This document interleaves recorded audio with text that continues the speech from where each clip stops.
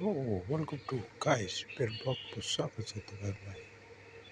यो दुईजना बाख्राको बाछी अनि यो मेरो बाबा दुईटा बाछीलाई बाख्राको बाछीलाई घाँस काट्दैछ।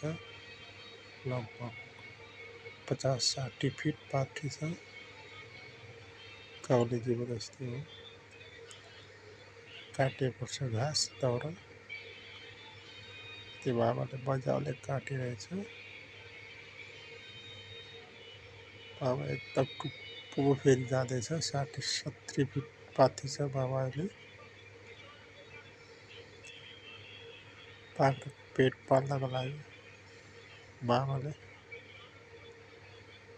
एकदम कष्ट दुःख गरिरहेछ। मजाले बसेर घाँस काट्दैछ। बाबा फेरि एकदम सिपालु छ घाँस काट्नलाई। जति अग्लो भयो भने बाबाले घाँस चाहिँ मजाले काट्नुहुन्छ। किनकि बाबाको घाँस काट्ने बानी भएको कारणले अरूले यसरी चाहिँ नकाट्नु होला कि